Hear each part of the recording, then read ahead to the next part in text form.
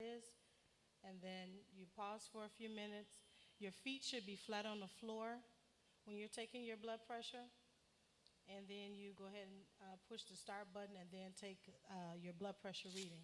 So that's very important to know the way in which, thank you, that you're going to take it. The machines that you put your arm in to take the blood pressure, they have the little circle with the line on it to kind of help you line up where you should place the cuff. That's important. Having the right size cuff is important because if your cuff is too big or too small, it will not give you an accurate reading. So all of those things play a factor in taking your blood pressure. And if you just finished walking somewhere or doing something, sit for 5 or 10 minutes before you take it. So this way you have accurate blood pressure reading. And if you can, take it around the same time, especially if you're doing a blood pressure log. Take it around the same time of day so you have that. Sometimes your doctor may ask you to take it at different times, especially if you notice that you're maybe feeling dizzy throughout the day. After you stand up or something like that, then your doctor may ask you to take it at different times. So I'm old school. Yes. I was in nursing school before she was born. No. That's right. Oh my goodness. She's been a nurse for 42 years. So we were always taught that you should take your blood pressure close to your heart. So that's why I always use a cuff on my arm. So she's right. You can use those, but I would do a comparison, okay, just to see if there is a difference, right? And then you want to make sure when you check your blood sugar, it should be at least 30 minutes after you eat. It's always good to sit in a chair like what you're sitting in now with your back against the chair and your feet flat on the ground, okay? Don't cross your ankles, don't cross your legs, okay? And no talking while you're taking your blood pressure. Right, right. All right, any other questions about blood pressure? Okay, I'm gonna just talk briefly about cholesterol. What cholesterol essentially is it's a substance in our bodies, essentially fat. Too much cholesterol will build up on the inside of your blood vessels, okay? So imagine a garden hose with mud in it. The water is not gonna flow very well through the mud. The higher your cholesterol, and yes, there are two types of cholesterol. I'm gonna have you have that conversation with your doctor. One we want high, one we want low. The best thing to think about is overall your cholesterol level should be low because what you don't want to happen is that cholesterol built up creating that plaque or creating that mud in your blood vessels because at that point you're making your heart work harder to push the blood through, okay? If you've ever watered a lawn and got a kink in the hose, think of cholesterol as a kink in your hose, the hose being your blood vessels.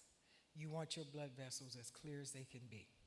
Because here's the other thing that happens. As I mentioned before, what feeds our organs and keeps us alive and well and healthy is the blood. One of the primary components of blood is oxygen. Our organs need oxygen to survive. Our brain needs it, our heart needs it, obviously our lungs need it, right? So if your heart has to work harder to get that blood to those organs, eventually your heart's gonna give out. Eventually your heart's gonna get sick. Your heart's gonna get tired. Those vessels that are not getting the blood, not getting the oxygen, they're not getting fed, okay? And we need our organs to be fed, right? So have this conversation again with your doctor.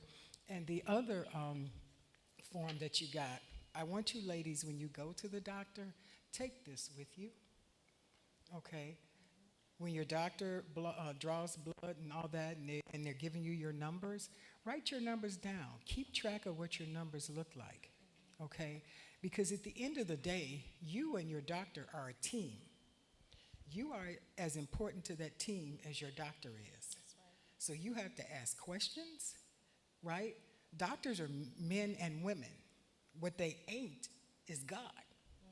Okay? So don't be afraid to ask questions. If your doctor says something to you that you don't understand or it doesn't make sense, have them explain it. Because when you walk out of that door, whose life is important to you? Yours. They going on to the next patient. Okay? So that's all I wanted to say about cholesterol. Did you want to No, add something? Are there any questions? Good question, First Lady. Diet, exercise, or lack thereof, genetics, and I also meant to say that about the blood pressure. Okay, there are a lot of things that affect our blood pressure: our diet, our lifestyle, okay, what we eat, what we do, stress management. Okay, do you manage your stress? Is life overwhelming you? Right? And you're just being superwoman and saying, okay, I can deal with it, and you just keep dealing with it, right? So all of those things can affect your cholesterol level, okay? But mainly what's really important to remember is we do have the opportunity to have some control, right? Because we control our lifestyles to some degree. We control what we put in our mouths, right? And we can control. We may not be able to control where the stress is coming from, but we can control how we react to it. I am totally responsible for how I react. Okay? Not the person who did the deed that did me wrong. Okay? But me and Jesus, we got a relationship. Okay? And if I trust him and I turn everything over to him and I stop being emotional about it, right? Now, he may not handle it when I think he should handle it. Right.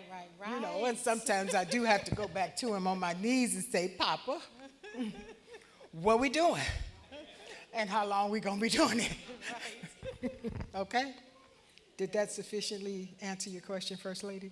And then I want to, I'm going to get your hand. I want to just remind everyone that I know in today's society, and especially since we've come through the height of COVID, a lot of jobs are now more sedentary, meaning you sit at home or you sit at your desk, and that affects these numbers. So you want to make sure that you are being intentional about taking the time to get up and walk at least 30 minutes a day. If you don't have the time to do it all at once, take 3 10-minute breaks or 2 15-minute breaks and just walk. And you'll be surprised how that walking just gets the blood pumping, gets everything moving and flowing. It's a time to help clear your head.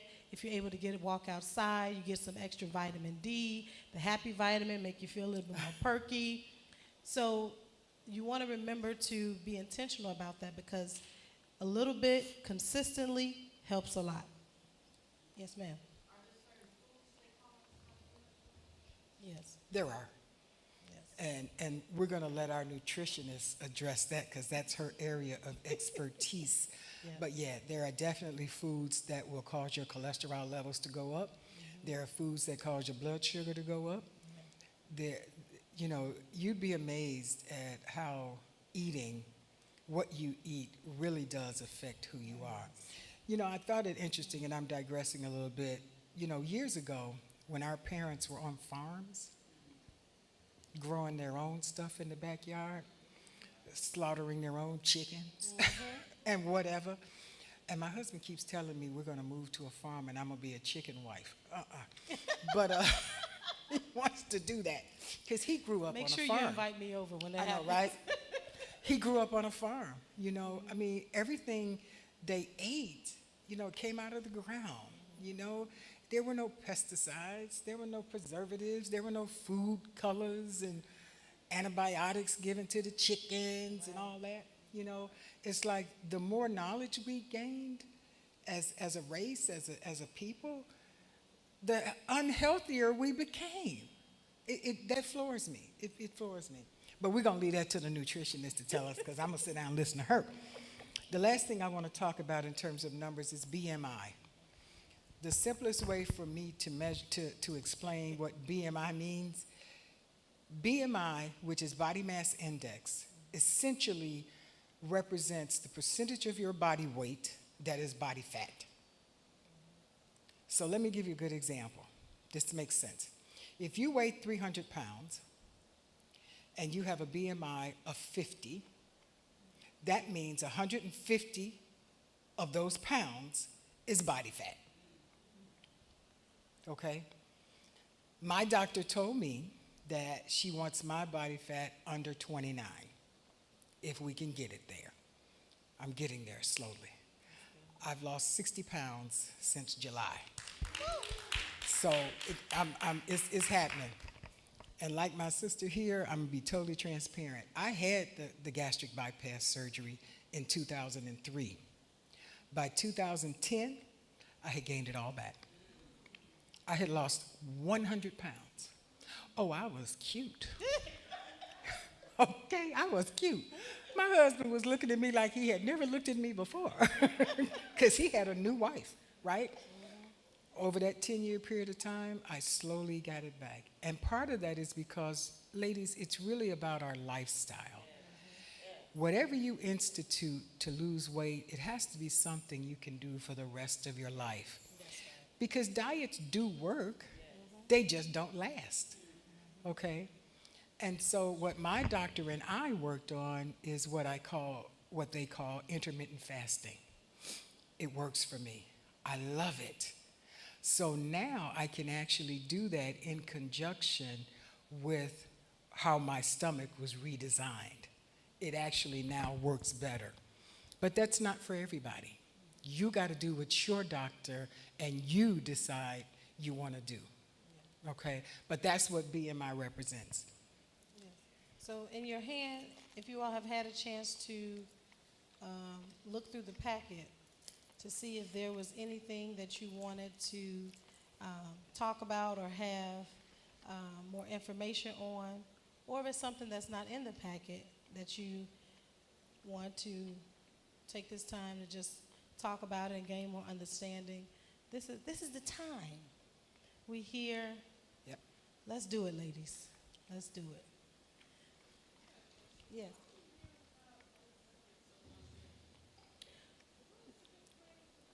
Well, okay, so we're in the age, right, where we like to see rapid results. Yep. And that's what it is. So medications like Ozempic, Wegovy, semaglutide, those type of medications, they were originally used for people with diabetes, and they found out that they actually helped them to lose weight as well. So if your BMI and you're pre-diabetic, and there's other factors that play into it, if you'll be able to actually use it, and it helps people to lose weight rather quickly. And so that's what it is. And so, yeah, that's about it. It's the microwave of weight loss. It is. And the reason you're hearing so much about that and other, like Jardiance and that, is because now Big Pharma has been allowed to actually promote and market these medications. You know, years ago, you couldn't do that. Big Pharma couldn't do that. And have you noticed on a lot of these commercials, they're telling you what to tell your doctor? You know, tell your doctor, ask your doctor if you can take this. Ask your doctor about this, that, and the other. You know, this is Big Pharma at its best because they're making a whole lot of money on these drugs. People are considering them to be miracle drugs. Yes. Right. My sister, did you have your hand up? Okay. Yes.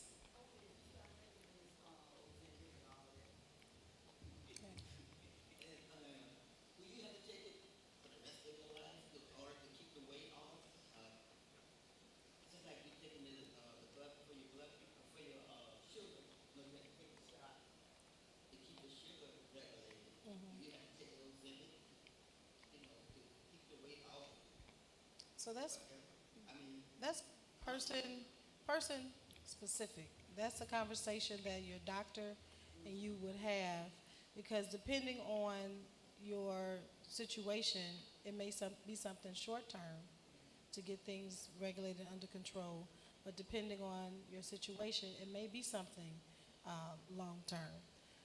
And so, And once you also begin to lose weight, some of the medications that you're on, you may be able to come off of. It just depends. That's a conversation that you have with your doctor.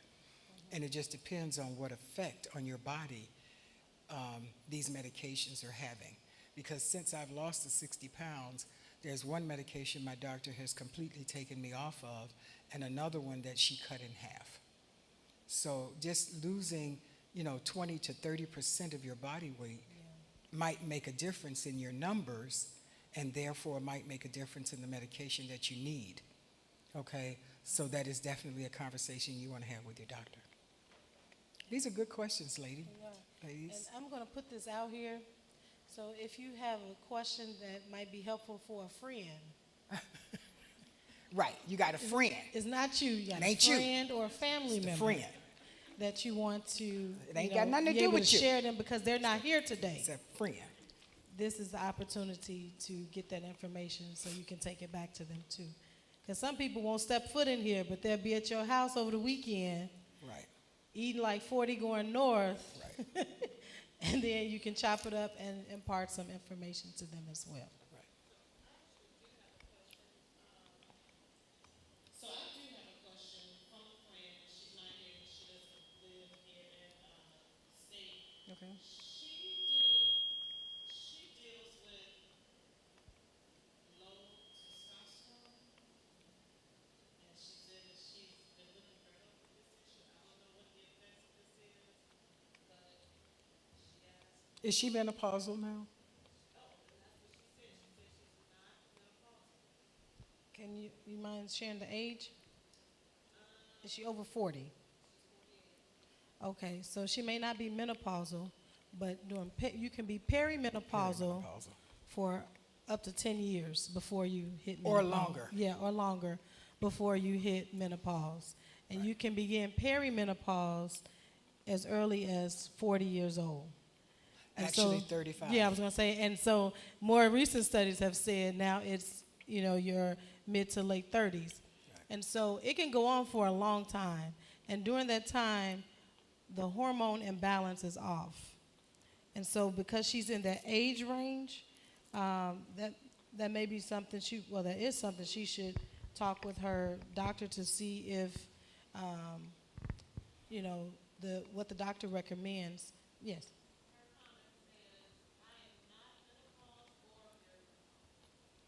Is she talking to a gynecologist? She Right. should talk to a gynecologist. And if the gynecologist is at loss, an endocrinologist. Yep. Right? There's somebody out there that can help her answer that. Because, see, it could be something that's genetic. It could be something that's autoimmune. We just don't know. But I definitely would have her talk to a gynecologist. And then if they're lost, an endocrinologist. Somebody can help figure this out. Menopause is a crazy thing. I'm still, Beast. Look, I started at 35. I'm still in it, and I'm 67. Because right now, I really want to take off everything I have on because I'm sweating. I don't know if y'all can see me from out there. Okay, you shaking your head. Mm-hmm. Look, and I'm right here by the AC. Yeah, okay, so y'all understand. It ain't nothing fun, And there is no secret to fixing it. I know there are all these things on the market, St. John's wort and echinacea and this, that, and the other. Have that conversation with your doctor. Every time I have that conversation with my doctor, she laughs at me. She said, I'm going through it too. You just have to deal with it. And you do. Not a whole lot we can do about that. And being perimenopausal and menopausal, these are times too where your numbers can change because your body is going through a lot of hormonal changes. Yep. And these are times where you can become more prone to different diseases, including obesity. Sometimes during the perimenopausal phase, you have experiences with weight gain. You have insomnia. You're not able to sleep, so your body isn't able to recharge and reset like it normally would, so your metabolism and everything is thrown off. Then you're tired because you didn't sleep well, so you don't really have the energy to go walking or go to the gym. And then you're irritable. Sometimes you may have mood swings, so then what you might be used to doing to bring you happiness or joy, now you don't want to be bothered with it. You got all of these things happening and going on, and you may not have had an idea that this is in that stage of life, because being perimenopausal is something that we often don't talk about. Anybody follow Tabitha Brown? Y'all seen when she was like, let me tell you about Perry. Perry showed up, didn't send me no text message, didn't send me no email. Listen, I'm hot. She said, I'm hot. I'm hot. Right now, I'm hot.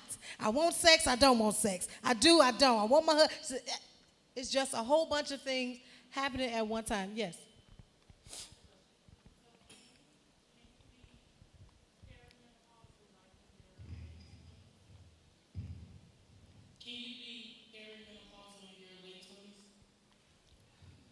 There are some rare cases of starting early, because like I said, even newer studies say from 35 on, but there are some rare cases where you can. It's not, you're a woman, so it's not far-fetched.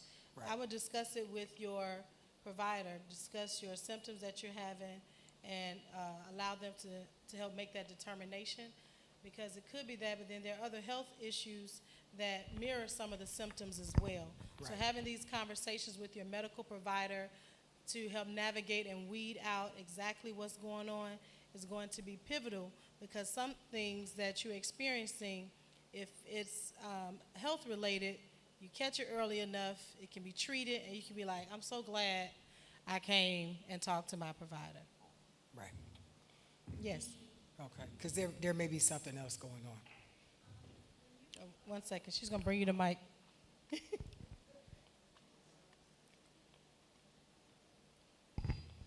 When you've had what they call, well, I call it the woman's surgery, so you all know what I'm talking about, right? Right. So that's like a forced menopause, am I correct? Yes. So you still would have the weight gain from that, or it all depends? It's possible, because the woman's surgery, there are several variations of that. So it really kind of depends on what's left when the surgery is over. Well, total. Total, everything gone. So you still could have some hormonal imbalancing. Okay. Even after that, you can have some hormonal imbalancing. And it's the hormones that may control, the weight, the mood, the emotions, that figures into that a little bit. But that's a good conversation, again, to have with your provider. Okay. Because I was thinking, because I had it when I was 55, and I'm now 72. Okay. Oh, you look good. Yes, Thank Lord. you. So I just figured it should be over. It should be, but you know what? My mother, God rest her soul, had it, and she died at 77. She was still having it. She was still So, having and hot, I know hot she, flashes? yes, Jesus. and she had a total, but she was getting them flashes, and according to my daddy, she was chasing him. And that's all I'm gonna say about that. Well, I've been blessed. I do not have hot flashes. Amen. Okay. God bless Thank you. God. I've never had cramps. So those are things that I can't relate to. Gotcha. When, so when people say, oh, I'm having one, and I'm like, what you having? Thank God. But I have an aunt, and she's in her 80s now, and she's my youngest aunt. And when she would have them, I mean, you would think somebody poured a bucket of water on her. And I said, God, please don't let me have that, what she has. You know what I'm saying? Because it's like, you're out, you in church, I mean, we're in a restaurant, and it's like she's wet all over. I mean, it starts from her face and down, And I'm just like, thank God. Right. That's why they made, my sis, I see you with your fan. They made Yeah. those fans. They got the ones that go around your neck. Yep. All these nice things um, to help you through it. So we are. You know, I do want to say just one Okay. thing about the weight gain as well. You know, as we get older, our metabolism slows down. The metabolism is your body's ability to eat up food and use food. So as we age, that slows down. Okay, and it's harder to lose weight. So we are grateful to have this opportunity to talk with you. We're going to take this last question, and then we're going to close out. I just want to say that my mother, she didn't suffer with hot flashes. I have two other sisters, they doesn't suffer with it, so I don't suffer with it either. No hot flash. Ooh. So I think it's a what, generational thing? Genetic. Genetic, yeah. Yep, hereditary. Genetic. Okay. Can be. It has been a pleasure to have this opportunity with you all to share and to converse. Thank you so much, First Lady, for allowing us to come. Thank you so much, Teresa, for the invitation. And thank you all so much for the conversation and being engaging. We appreciate you all. God bless you.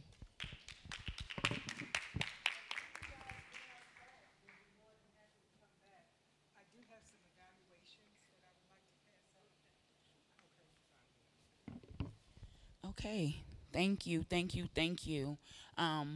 We are going to take a little break. If you all want to get a snack, we have some fruit and a little tray up here, and then we'll start with Dr. Hill.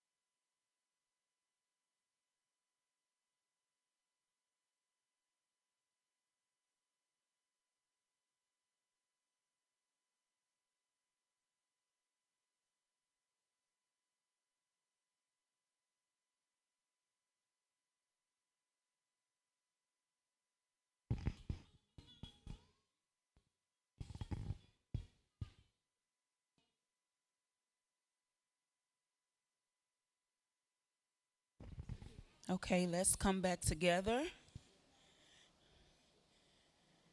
Are we having an awesome time so far? I want to thank these beautiful women once again. Let's give them a round of applause. Thank you for the wealth of information that you've shared with us, and we definitely need you to come back again. All right, are we ready for our next presenter? Dr. Shirley Hill is a natural food hygienist. She earned her certification with honors as a nutrition and fitness specialist from Ashworth College in Atlanta, Georgia, and holds a PhD in food chemistry. As wellness administrator for Global Nation and Sakale Community Development, she has been sent all over the U.S. to care for many leaders. Affectionately called the Apostle of Nutrition, Dr. Hill effectively uses food as medicine, even in the most extreme cases. She has researched, written, and edited the role of ministry in disease prevention, the mingled seed, the new face of childcare. She has also developed a curriculum for Ford Motor Company daycare provider training program. Dr. Hill was a regular guest on TBN's national Doctor to Doctor TV show, Mind, Body, and Soul with Annette, monthly wellness program, and with Annette Harris on intellectual radio, as well as Ask the Doctor Ron radio broadcasts. It was Dr. Hill's pleasure to work with five-time heavyweight champion of the world, Evander Holyfield. She has also worked with school officials in, is this Marmalade, Haiti, to keep more than 200 children safe from disease during the Corolla outbreak. In addition, with consulting with A. Kenneth Fowler of Freeport, Grand Bahamas, to bring a cancer prevention initiative to that country. Dr. Hill is also a founder of the National Association of Christian Caregivers and Visiting Profession from Sakale Bible College and Seminary. I'd like to introduce all to you Dr. Hill.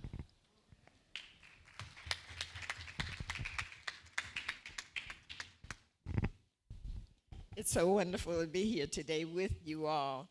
If you all hear me sniffle, cough, sneeze, any of those things, it is because I'm adverse to air. I know I said it wrong, but air. So I don't have anything. I have nothing. I just have a problem with air. Does everybody have your shoestring? Please take it out. This is going to be a little unorthodox. It's going to be unorthodox. We're going to kind of back from the beginning. We're going to just kind of back to today. And then you're going to ask questions, and I'll give you those answers. If I can give you those answers. Also, as a handout, if you make sure that I have your email and your, because I didn't know how many to print, and so if you give me your email, just put it on a little piece of paper, whatever you want to do. Make sure that young man back there that has this, that looks like he can't figure out how to do my, make sure, make sure he has it. The handout that I have for you, it is a booklet. And that booklet, the foods, it has a list of fruits and vegetables. It's an entire book. And so after we talk about this presentation, whatever it may be, whatever you want to call it. After we talk about this, you'll know why you have the booklet. You'll be thankful for it, and you'll know why I didn't try to go through all of that during this talk. So, does everybody have your shoestring? All right. This end, I want you to take your finger, the one that has the cap on it, that end, and this shoestring represents what is known as your telomere. Telomeres. And so then telomeres are the caps on the ends of your chromosome. All right, so then what is the caps on the end of your shoestring? What do they do for your shoestring? They stop it from unraveling. Now, flip that shoestring over. This end represents the end of the chromosome that unravels. The telomere is missing.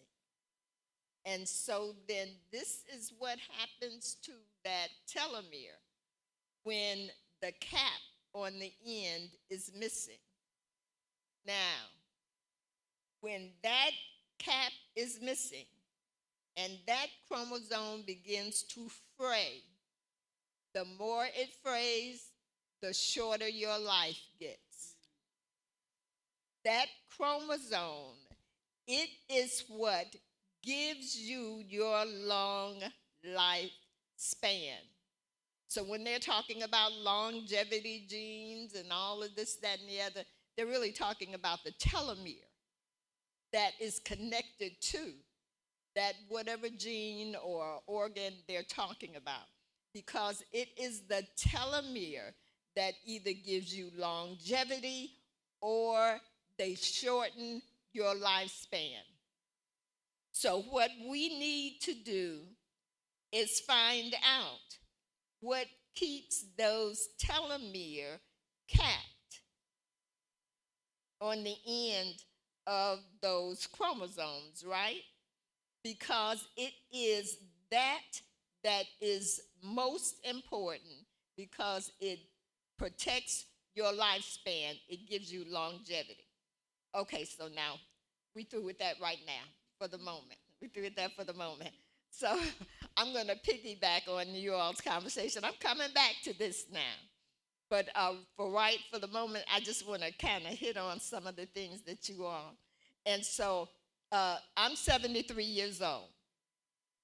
I had bad cramps, horrible cramps, in the bed cramps. I had perimenopause. I had menopause. Now, I don't remember the hot flashes, but what I do remember is that I was crazy. I was out of my mind. And I mean that.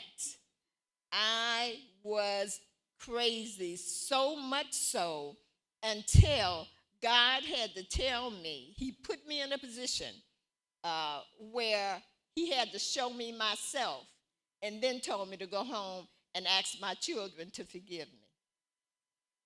And so when that happened, I was like, God said, that's you. You act just like that. And I was helping a friend of mine who was an attorney. I told her, if you fire your assistant who is stealing from you and making you miss courts and all of this kind of thing, I'll come down and help you till you hire someone else, right? I did that. And she treated me like I was treating my children. Now, what I now realize is that we were both going through menopause. And we were both crazy. And God put me in that position to make me recognize where I was and what was going on. And when I went home and set my 4 children down, and I told them what happened and what God said, my middle daughter, who is my middle child, who was like next to the baby, that's the baby, she said to me, it's about time God said something. So That is how bad I was. So some of these people that are walking around crazy, some of them are going through menopause. And some of us are because we don't recognize it and we don't understand it, then we label them as other things. But some of that, it is menopause, and some of menopause is a chemical imbalance. And that chemical imbalance is caused by sugar. An enriched flour turns to sugar. And 80 to 90% of our meals is sugar and enriched flour on top of meat, which causes a condition called glycation.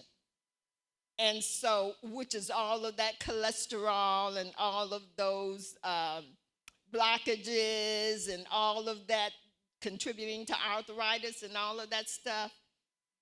The dietary connection and that meat with that sugar. And so remember, the enriched flour, such as the white rice and all of that kind of stuff, it turns to sugar. And so then some of our problems that we are having, if we just removed the sugar. I ate a candy bar. Every now and then I cheat. Yes, I do. And I went downstairs and got a candy bar, a Snickers, I think it was, the other night. I just needed something to snack on and went down there and looked in that machine. And don't you tell my girls. Do not tell my girls. And I got that Snickers bar, went upstairs and ate it and enjoyed it.